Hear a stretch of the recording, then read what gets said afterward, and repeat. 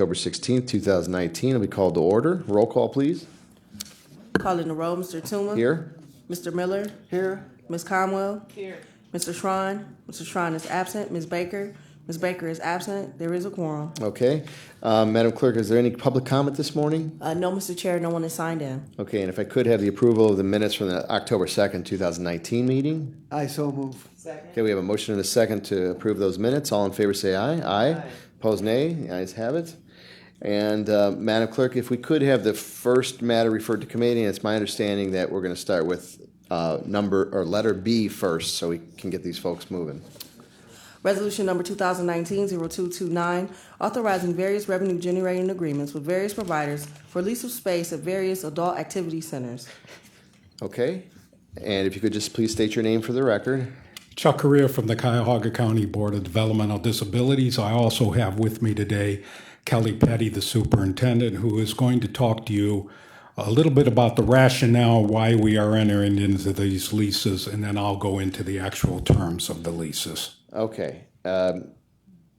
So is Ms. Petty want to start first, or Let her go first. Okay. She'll give you the rationale. Okay, the rationale. Okay. Good morning. I apologize. I just came in. I know. I can't believe people are late this morning. There's a lot of people that live in this county, apparently. Yes, there are.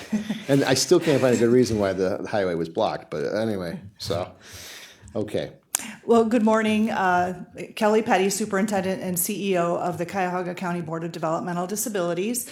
When we learned back in 2015 that we had to transition out of our role as a direct service provider due to a federal Medicaid ruling, we decided at that time that we wanted to develop a careful plan.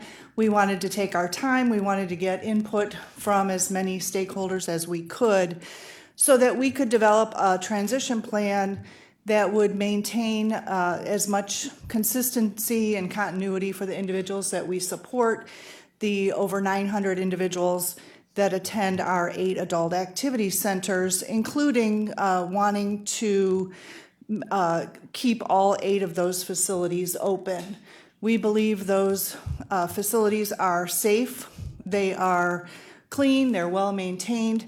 They were developed for the intent purpose of supporting people with developmental disabilities, and people are familiar with them and people like going to them, and we felt that if we could maintain those facilities and even with a different provider in place, it would help tremendously to give a sense of continuity for the individuals that we support.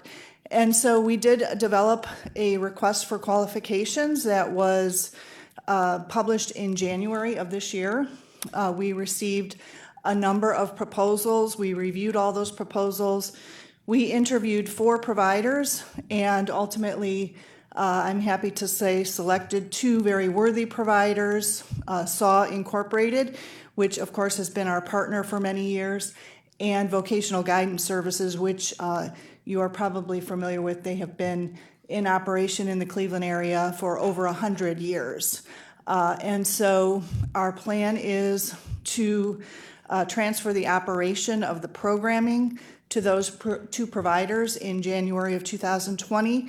And we are here also to also seek your approval for leasing the necessary program space in those 8 facilities to those 2 providers.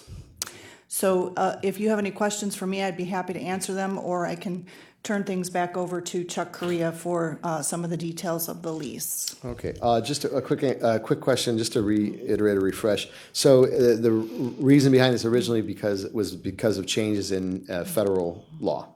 Yes, Medicaid law, which we utilize Medicaid funding for these types of services. Okay. Ms. Conwell?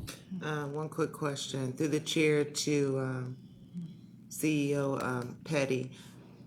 You stated that these 2 providers will take care of all 8. Could you share with us which ones go with SAW and which ones go with vocational guidance? Yes, happy to do that. So SAW Incorporated will take on the Rocky River Adult Activity Center, the Parma Adult Activity Center, Maple Heights Adult Activity Center, Beechwood Adult Activity Center, East Cleveland Adult Activity Center, and Euclid Adult Activity Center. And vocational guidance services will take on the Brooklyn Center and the Southwest Adult Activity Center. Okay, thank you. Okay. Thank you. Mr. Miller? Yeah, I didn't see it. So am I correct that the federal folks basically said that you cannot manage the cases and provide the direct services at the same time? Is that? Exactly. It was called conflict-free case management, meaning we can't perform both roles. Uh-huh, okay.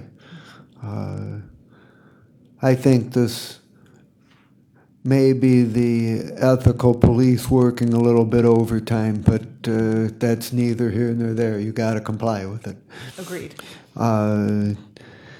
So basically, SAW and vocational guidance services are renting your facility to provide these services. Is that correct?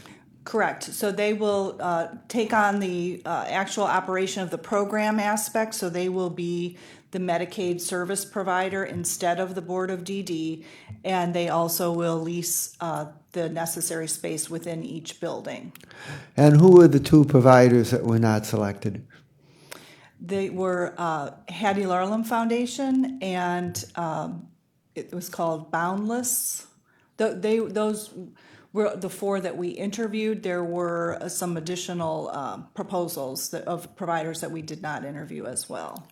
And is there going to be another set of contracts which relate to the actual providing of the services as opposed to the leasing of the space? Yes, there's a privatization agreement that has already been signed and approved by our board so that we can transfer the delivery of those services to those two providers. And do those agreements have to come before the council? No, they do not. Okay, thank you. Okay. All right. I don't think we have any further questions. Thank you. Thank you. Mr. Cree, you wanted to add something? Yeah, and I'd like to talk about the leases. Okay. Just 2 points about what Mr. Miller asked. We really didn't have a choice because the Ohio Administrative Code mandates that we do support administration. So it wasn't like we were in a position to say, well, we'll stop doing support administration and continue doing direct services. So we really didn't have that option. The second thing, the agreement we have to provide the services clearly states that we are not the provider. We wanted to make sure we stayed clear of that, any conflict. So there's express language in those agreements that indicate that hands off as far as providing services to CCBDD. Okay, so that being said, I just want to talk about the leases. As you know, there are 8 leases. Basically, the terms are the same in all 8 leases.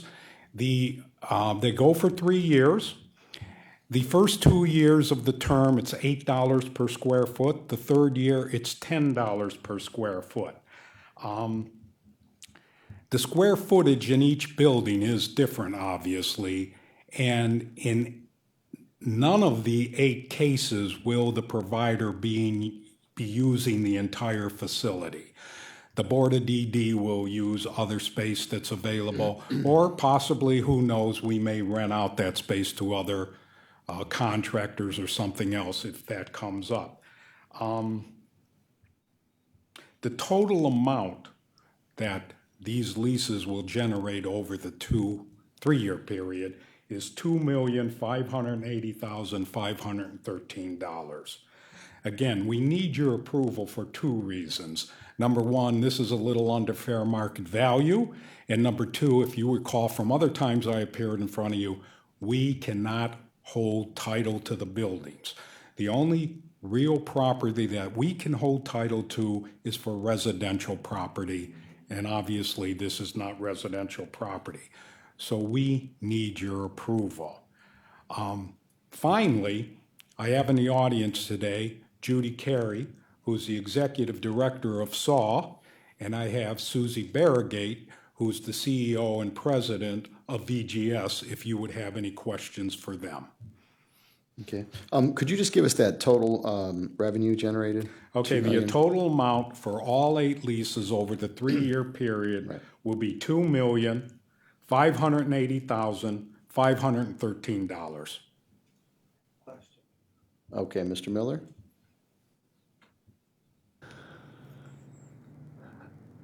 How much would fair market value be, and why are we not leasing at fair market value? Well, fair market value, I would believe in these buildings would be about $15 to $16 a square foot. But as Kelly explained to you, it was extremely important to our board and to our organization that we had a smooth transition. And to be quite honest with you, if we would have leased these buildings at fair market value, we may not have gotten providers interested in leasing them. They may have been too expensive, or we could have just privatized with other providers. However, the facilities, as Kelly explained, are excellent.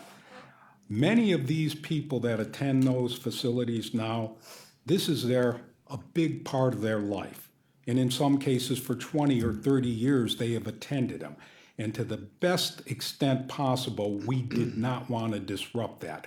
We at least wanted to be able to say, hey, if you choose that particular provider, you can stay in that particular facility. And I remember vividly when I was at one of the presentations that Kelly made to consumers, one lady, she was in her 30s or 40s, she said, will I be able to stay at Southwest? And when Kelly said yes, she just got all giggly and all excited. So that was a very important consideration of making sure these facilities were utilized and there was not much disruption in the individuals' lives.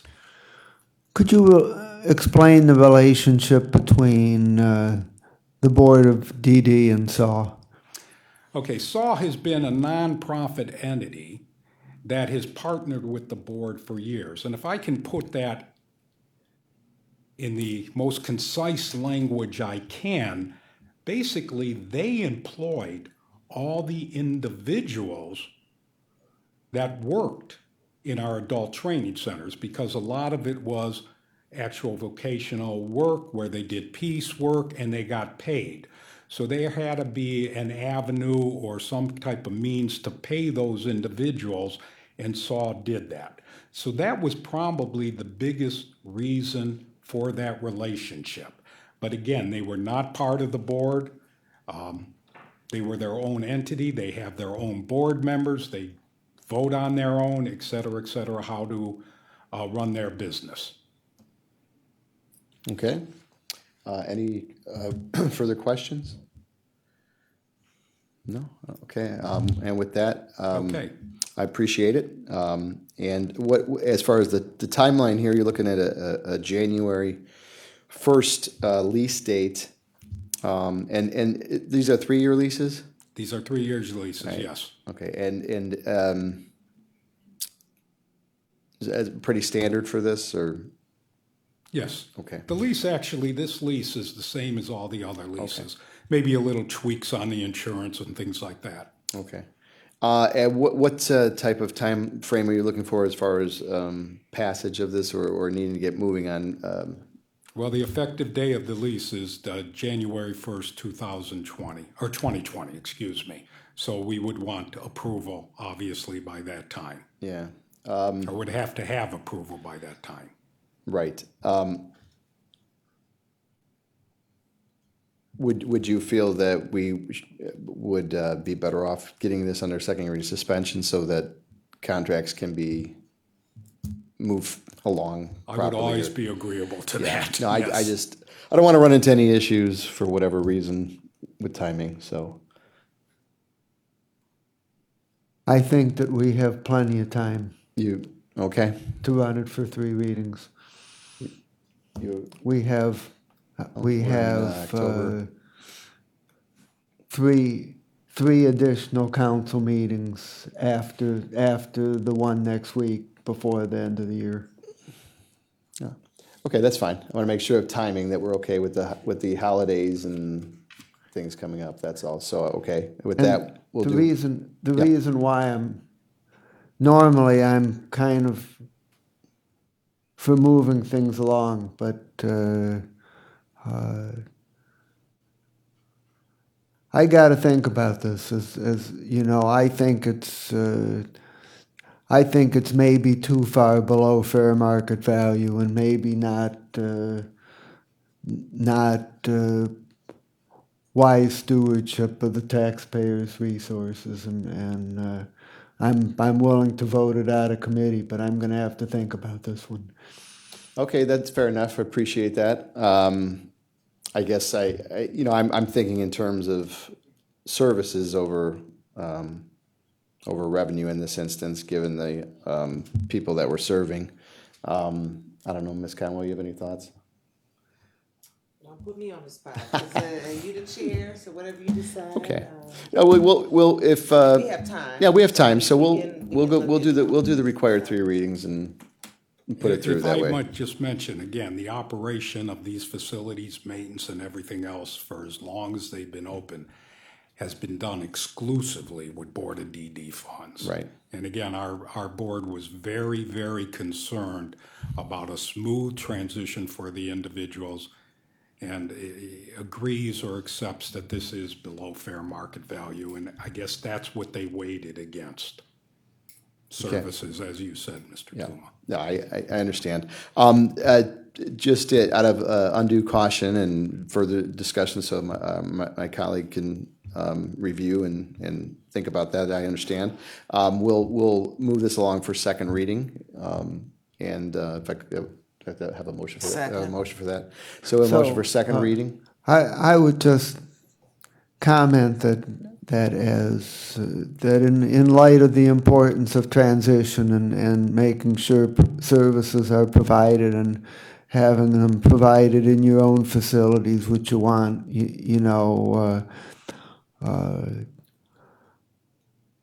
I don't have a problem with a below fair market value agreement, but I'm not sure it had to be half of fair market value. That's where I'm concerned. Okay.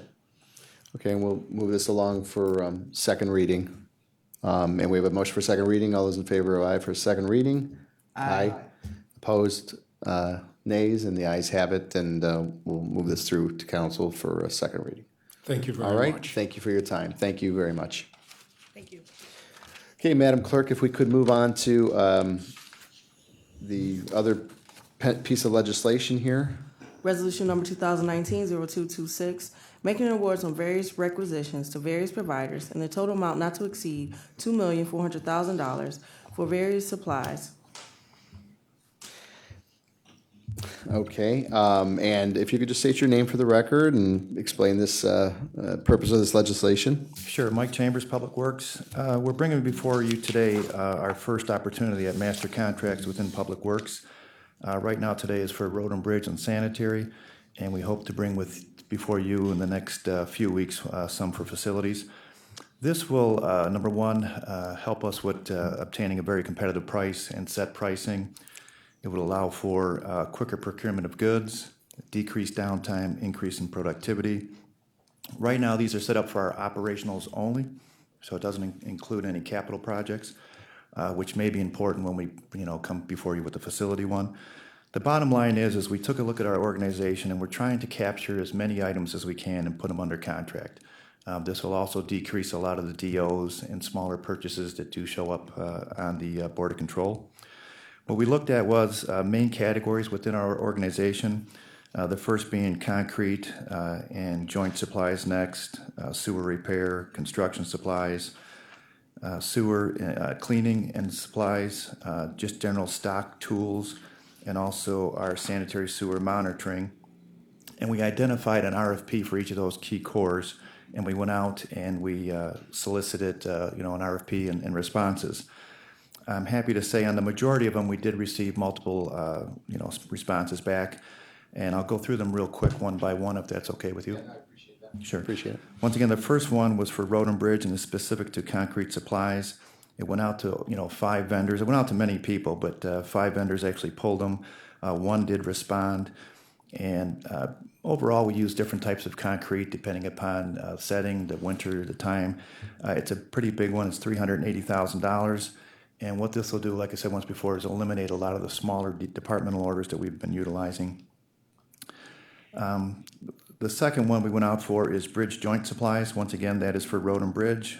As the name is, it's the joints on the bridges and the additional little categories that go along with the joints, the supplies. That went out to 7 vendors. 2 of them actually responded, and we did make the award to Chaz E. Phillips. One of the responses, unfortunately, didn't meet the RFP goals. They didn't respond properly. The next one was the sanitary sewer repair. That's for $420,000. 10 pulled. There was 2 responses, Lakeside Supply and Trumbull.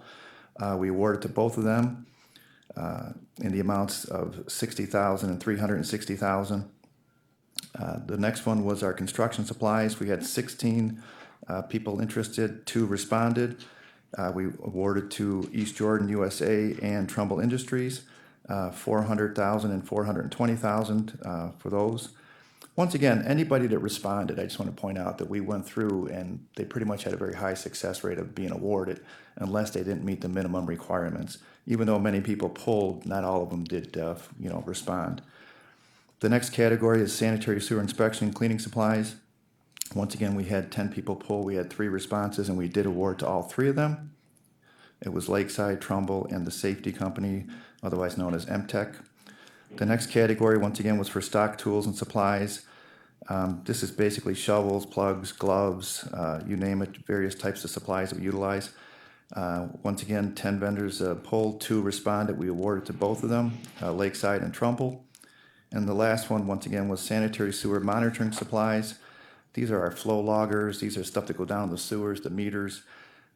We had 9 people pull, and we only had 1 respond, and that was the Hawk Company, and we did award to them. The Hawk Company, the first one and the last one, the concrete supplies. Concrete's in high demand right now, so that's probably one of the reasons why we didn't get a lot of bids on that particular one. This last one is a little more specialized. We were hoping to get more, but we did get Hawk, and we are going to go. We will continue to work if other vendors do become interested and want to fill out the RFP. We could come back at a later date and try and amend and add them to the master contract. And I'll be happy to answer any questions. Okay, thank you.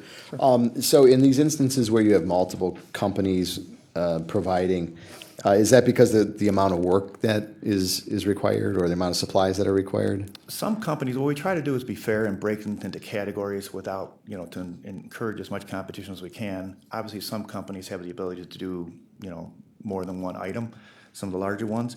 But we felt that this was the best way to break them down to allow, as much opportunity as we can.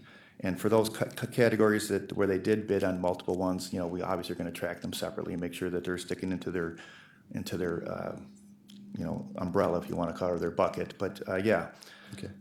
And are these companies, are they local or county companies? The majority of them are local. There are a few that are located out of state. I had it here.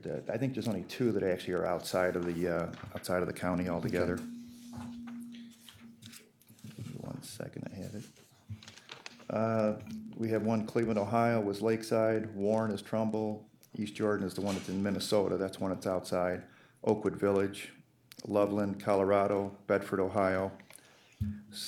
And Cleveland, Ohio. So the majority of them were local. Just okay. 2 outside, 2 to 3. Okay, I'll open it up to my colleagues. Mr. Miller. So you use language in here that I haven't seen before, where you say in the approximate amount reasonably anticipated to be $60,000, for example. What exactly do you mean by that? So what the key thing behind the master contract is we're awarding up to the 2.4 million. There may come a time when we did our best estimate on the concrete, which we had identified as 380,000, but we may need 480,000. So we're still awarding the overall 2.4 million. We have the ability to come back through a contract cover change to move monies around so that I don't have to come back before you and ask for more cash. I'm just realigning the buckets if we need to do that. So we worked with law on that, so we have the ability to share the monies. And this becomes very important with the facility side, which we'll talk about a little bit later on. So if you have to realign the buckets, what kind of approval is required? Does it have to come That's before the council or board of control, or how does? It's a contract cover change, because you are giving us authority for the 2.4 million, and we're doing our best to identify these vendors, but once again, if there's something that doesn't happen, we have that money identified, we want to be able to reallocate it for intentional purposes. So no, it doesn't come back before council. So it can just be done administratively? Correct. Yes. And on item number 6, why are there not amounts allocated to the two companies? On mine, I have them, I apologize, let me double check here. Okay, I didn't catch that. I have on my, it's 140,000 each. I apologize if I missed that. Number 6 says IQ 44467. Each in the amount. Okay, so it's the same for each of them. Yeah, Okay. And It does. let's take number 5, for example, where you have 3 different vendors. Okay. Is the price the same, or is it different depending on what they bid? Once again, good, excellent question. We did our best to identify the core items. Not everybody was able to bid on every item, because once again, we try to break it down so it could be, as competitive as possible. The way this works is, if it's under $2,500, the team will go to the closest vendor that has it and take care of it. If the price goes over $2,500 on our estimate, we're gonna have an idea where we stand, how much we're gonna need. If it goes over $2,500, what we're going to do is my purchasing team will do a mini bid with them. They have key contacts for each of those agencies. They will email them what we need, and they'll tell them, we have 3 or 4 days to respond, and then we'll see if we can't beat the price if they want to go below the price they already submitted. They can't go above the price they submitted, but they can go below it. So that's how we're going to try and engage, and make sure we remain competitive. That's why I'd like to try and add more companies, if I can, in the future to these. And take number 5, for example. Again, you have 3 different companies. Mm-hmm. The price they submitted might be different. Is that correct? It is correct, because everyone had the right to bid. And Uh-huh. once again, the RFP was, price is only one component. I mean, it was. So Lakeside Supply might have bid $10 a unit, Trumbull might have bid 9.5, and Safety Co. might have bid 9.25. But that's only the maximum of what they can submit, and when you actually do your mini bid, any one of the 3 of them could end up being low bidder on a particular job. Right, we'll already know the maximum amount, because once again, there are gonna be some items outside the biddable items that each one said, 10%, 15% off. But the ideal was anytime the bid goes over $2,500, we're gonna try and do an extra step here to make sure we're getting, competitive prices. So, yeah. And do you feel you're going to save money doing it this way with the master contract as opposed to the more individualized approach? And if so, can you put a dollar amount on that? I'm sure we're gonna save more, because right now on some of them, they agreed to give us discounts, early payment terms. Those things I don't have right now. A few of the companies did honor that. In addition to that, the time is gonna be saved in getting the work done much quicker. Even though we've made some great strides in our procurement changes recently, I have the ability now to go get things same day, regardless, or within a couple of days, to spend up to, whatever we need to get it done. So just getting to response time is gonna be huge for our men and women. And I presume that if you find out you're using more of this stuff than you thought, and the $2,400,000 is not enough, you could come back to the council or the board of control with a contract amendment. Is that correct? We could, but I think we did a pretty good job looking at our budget for the last couple of years. I think we're pretty right on with road and bridge and sanitary.